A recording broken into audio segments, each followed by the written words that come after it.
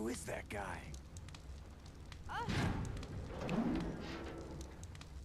going on? Who's controlling the train?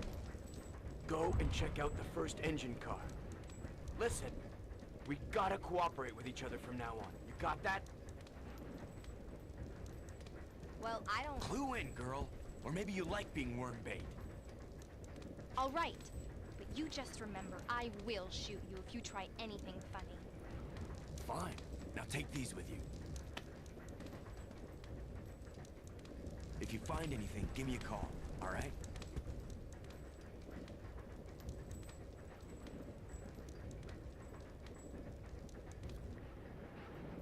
Really glad Billy didn't shoot. That bullet didn't go like pierce her or go through her. Here they're just explaining the partner controls, which actually I'll explain now. You are initially able to control Rebecca.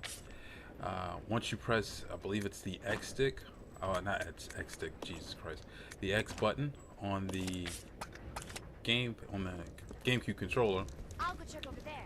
Okay. Follow me. You can switch in between Billy and Rebecca. Now, granted, I'll you go check switch, over there. Yeah. enemies and other NPCs are still active, so you can't really leave them by himself with, you know, in a room full of zombies. Doing this also helps them solve puzzles simultaneously. Now, once you're still controlling one player, you can use the C stick to control the other one. Get them out of the way, move a box, you know, get in the right position, what have you. Me personally, I actually do like the zapping mechanic. I wish that maybe they probably had like another game or something else to refine it a little bit.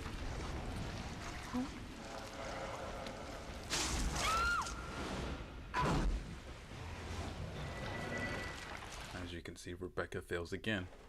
But like I was saying, I wish they had like maybe another game to redefine it, maybe, you know, figure some stuff out.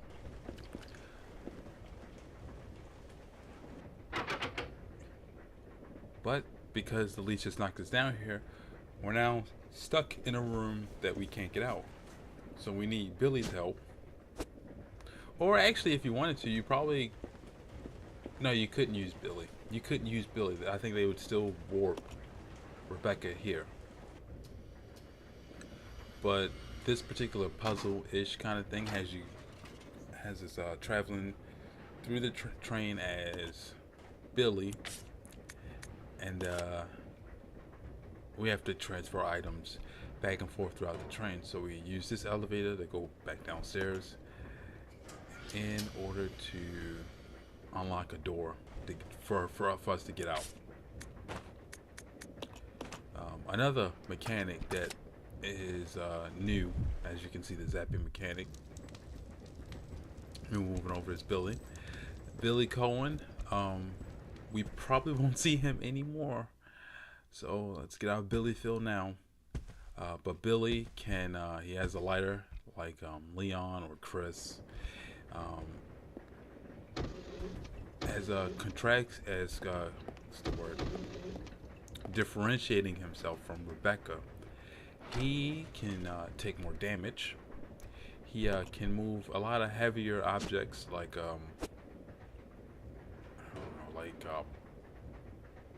statues or very heavy objects. He can move. He can push or move.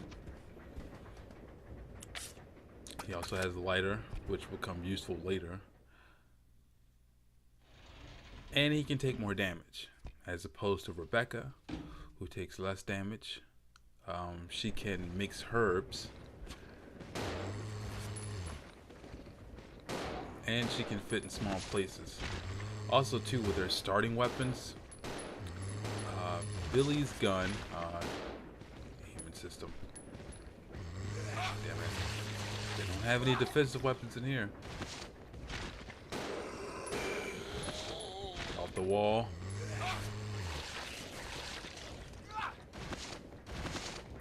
But as you can see, Billy can take a beating. and still be fine. But also too is with their guns, which I think may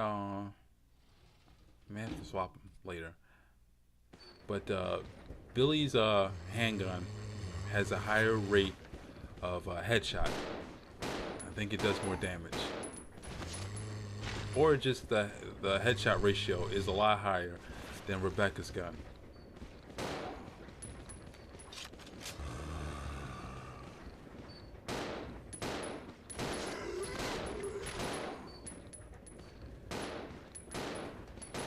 Now they both carry the same amount of items, which is preposterous.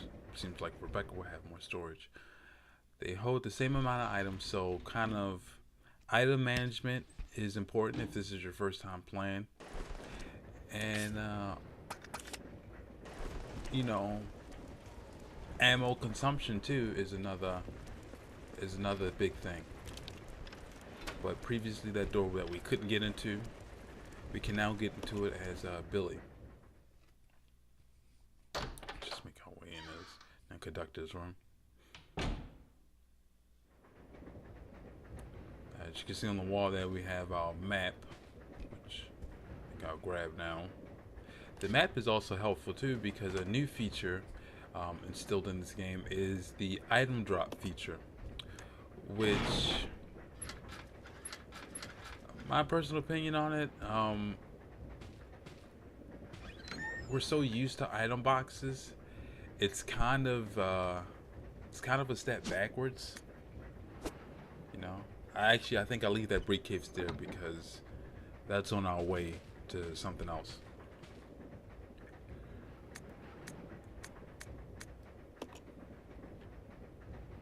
But yeah, we hit the button on the wall and the ladder comes down. So now Billy has to make his way over to another side of the train. But my opinion on the item dropping, as you will see throughout this entire playthrough, the item dropping mechanic is very troublesome because it resolves a lot of backtracking.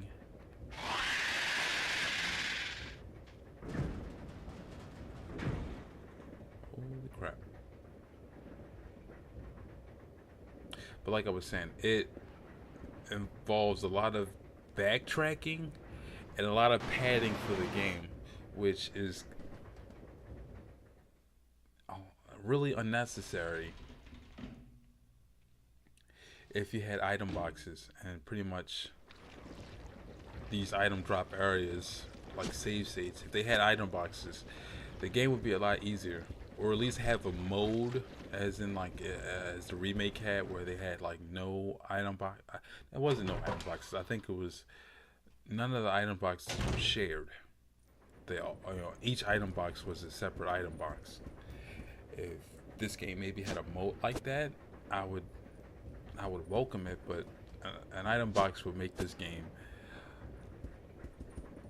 maybe 30 minutes to an hour shorter than when it was supposed to be. If you play it multiple times, you can get it through. If you want to, this particular room has, no, we're not gonna pick up Inquiry, but this particular room has a hunting rifle. I don't think I'm gonna pick it up. I'm not sure. This is post commentary, by the way. I'm not playing this live. But yeah, I don't have enough room to actually pick this up. And also too, this closet here is once you beat the game at a certain amount of time, I believe it's under 5 hours. You beat the game under 5 hours, you get the special key, which I might show off. I'm not sure if I'll show that off yet.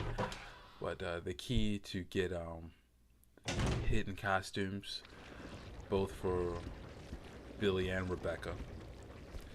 That is the closet. If you don't get it there, there's no other place you can get it, and any other location. So you kind of have to know ahead of time if you want to change costumes.